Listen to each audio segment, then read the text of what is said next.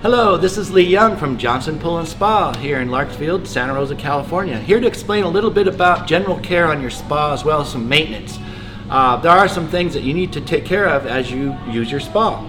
I know it's a lot of fun, but this stuff needs to be done. I have some stuff behind me here that I'll go over that helps make it a little easier for you.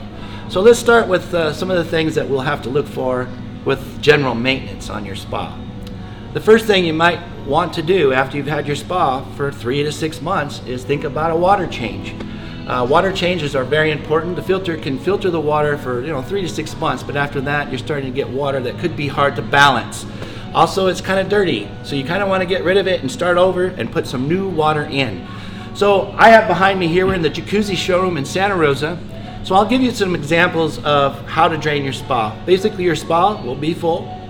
We also have a product here. If you feel the spa has been around for a long time or you're taking over another spa, we have a product called System Flush. Now that one I didn't bring with me, but if you come into any of our stores and say, I just want to get my lines all clean, I don't know who's been in the spa, or just get the lines clean, you could come in and buy what's called System Flush.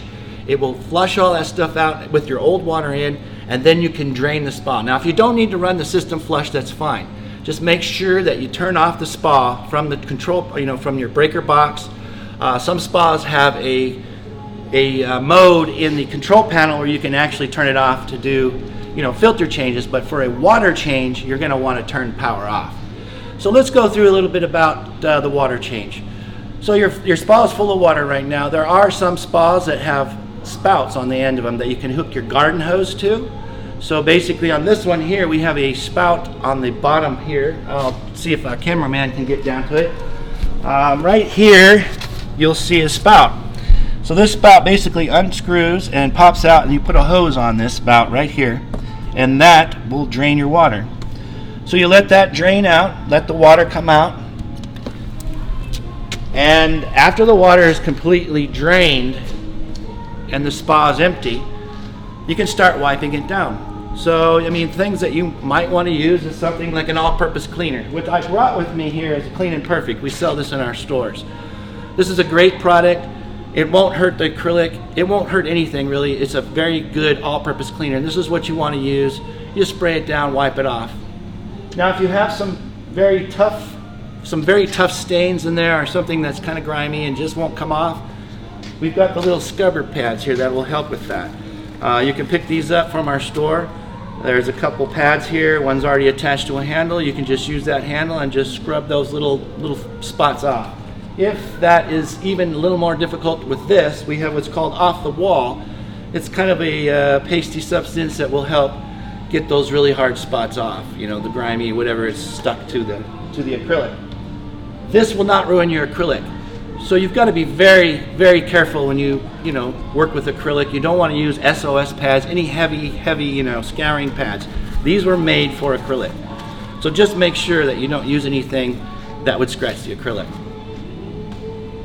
Also for your spa top, you have a heavy UV sun rays. They come down on that vinyl top. This is for vinyl tops. This is called the Protected 303. This will protect your vinyl top. After you've cleaned it off with some Clean and Perfect, you can put this on your vinyl top and it'll prolast. It'll keep your vinyl top going a lot longer. Instead of, you get your full, years out of your top if you use this. So some of the things that will make it easier to clean your spa and do some maintenance. Let's go over some maintenance on your spa. We've got filters in spas, as we know, to help filter that dirty water out. That dirty water can make those filters pretty grimy and it starts to smell kind of musty and stuff. So you want to take those filters out every 2 weeks. Every 2 weeks you're going to take them out. You're going to take a high pressure hose. You're going to spray them down, get all the grime that you can out of them. If they look nice and white and pretty, you're good to go. You could put those filters back in your spa, or if you have a second set of filters, which a lot of us do recommend, you can put the dry ones in, clean the other ones, and let those dry, so you can kind of alternate those filters, and that will give you a longer life with your filters. Another thing that we use for filters, if the filter's in the spa for a while or it's just really grimy and dirty and the actual high pressure hose is not getting all that grime off, you can go to what's called the filter cleaner. We have this in our stores as well. This is a really good product. You just spray onto the filter. You can even soak in some water with the filter. There's a couple different ways to use this, but these will put your filters back in a nice shiny or a pretty white state. Then you can use those filters to prolong the life of your filters. So your filters will last a lot longer if you use a product like this. So that's it with the filters and the draining. When you refill the spa, this is very important.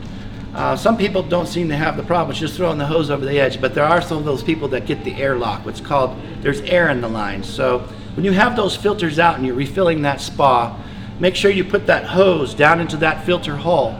So that hole, it receives that water and it fills your spa from the inside out. So all the little airs come out of the bubble, all the bubbles come out of the lines, all the air's out.